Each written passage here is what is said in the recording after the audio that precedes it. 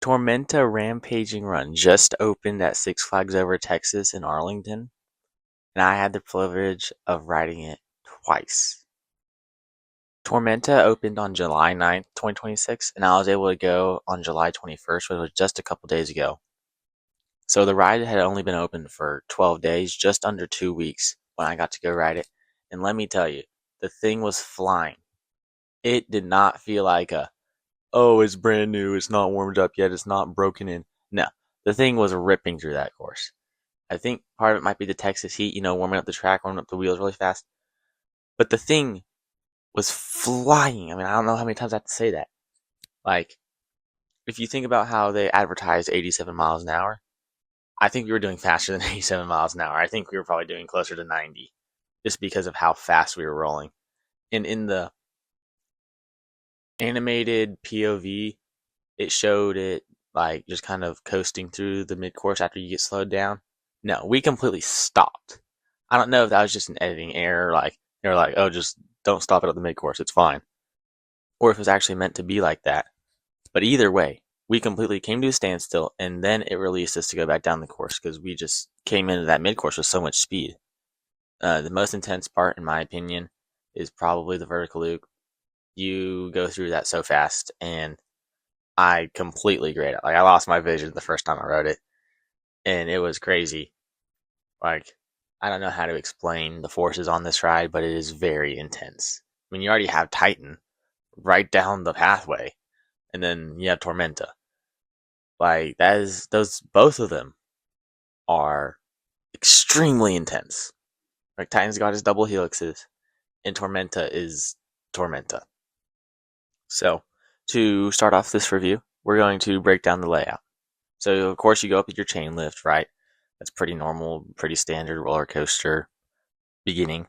We take a left-hand turn at the top, and then the dive does its dive thing where you latch on to the chain or whatever it is, the release mechanism, dangles you over the edge. But this is interesting because it doesn't dangle you as much as most dives. Like, the back car is pretty much completely flat. Like, you're not really dangled at all. Front car, yeah, you get to see down the drop. Second car, kind of so and so. You get to see you're hanging out a little bit.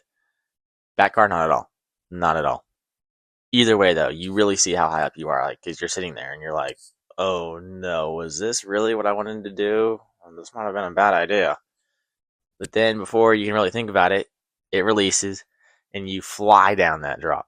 And the first time I rode it, I'm going to be honest, I completely grayed out, lost my vision at the bottom of the first drop, and didn't get it back until we pulled out of the first embankment. And speaking of the first embankment, that is what you go into next after the drop. You go into this massive embankment. I believe it's the biggest embankment in the world because Tormenta is just like, we're going to smash 6 world records. They told us that right before we exited the station. Of course, I already knew that, but the worker, the ride attendant, goes, get ready to take on 6 world records. Speaking of the ride attendants, the crew for this thing, they're excited. Like, they're like, we get to work a new roller coaster. They're flying. They're getting trains out. Line moves so fast. Six Flags had this advertised as like a 30 to 45 minute wait all day. That was a lie. It was like 10 minutes the whole day. I mean, it was perfect. Like, I could not have been more happy and thrilled that I didn't have to wait at all for a brand new roller coaster. Moving on, after the Immelman, you pull up into the world's tallest vertical loop, another world record. And this loop is very intense. Like I said, probably the most intense part of the ride for me. Grayed out again. Couldn't see. I actually wasn't like completely blacked out. I was still like conscious. It's just I couldn't see because there was no blood in my head or whatever, how that works. And just watching, videos of the train going through this loop, I knew it was going to be fast. But on the ride, you go through this loop with so much speed. I'm kind of surprised I didn't make it taller. Like, it's not like you get to the top and you kind of stall out a little bit and then head back down. No. You're flying through it. Completely tearing through this element. It's kind of almost too much for some other people. I could see it being too much for other people. But I personally loved it. Second time I rode, I didn't have a problem at all graying out at any point on the ride. But the first time, I must have been dehydrated or something because I was like, whoa, what just happened? I completely missed the first half of the ride. So directly following the vertical loop, you pull up into this half Immelman kind of thing. It like pulls up, but it doesn't go all the way back down like an Immelman. it does like a half barrel roll out, and you hit your mid course. I'm not 100% sure on how high this mid course is, but I heard a statistic that it's about as tall as Dr. Diabolical's. So the mid course on Tormenta is about as tall as the highest point on Dr. Diabolical down at Six Flags Fiesta, Texas. Just for reference, that is insane that the mid course is that high. So you pull up into the mid course out of the half barrel kind of thing, and this is like a reset moment. You know, the first half is a lot. You kind of want to take a second, like, whoa, that just happened. But here we go again, because the mid course, yeah, it stops you, but you really go through it in a span of about 10 seconds. Like, it's not very long. You're on the mid course. You get another, I'm not sure if it's beyond vertical, but at least vertical drop off the mid course.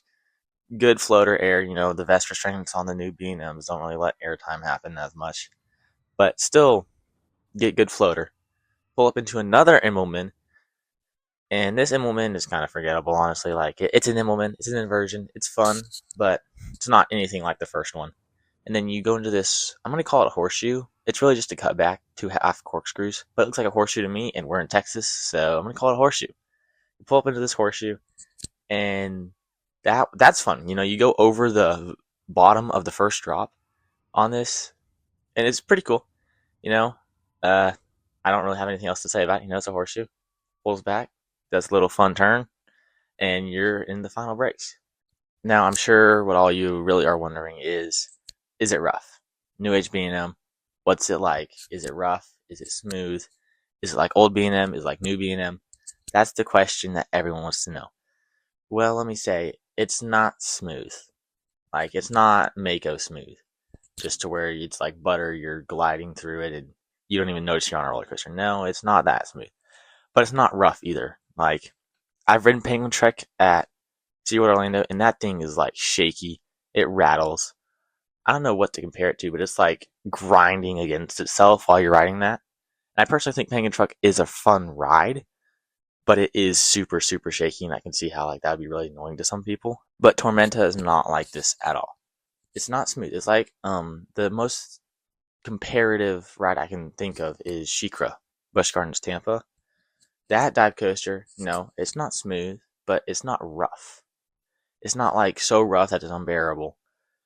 Tormenta feels a lot like SheiKra, and considering it's about 100 feet taller, that is saying something, because that's a lot more forces that are being put on you. So the fact that it runs the same as SheiKra is actually really good. I was very impressed. I didn't expect it to be smooth, but I was pleasantly surprised. Like, I kind of was expecting a little bit of a rougher ride, and I was given a little bit of a smoother ride.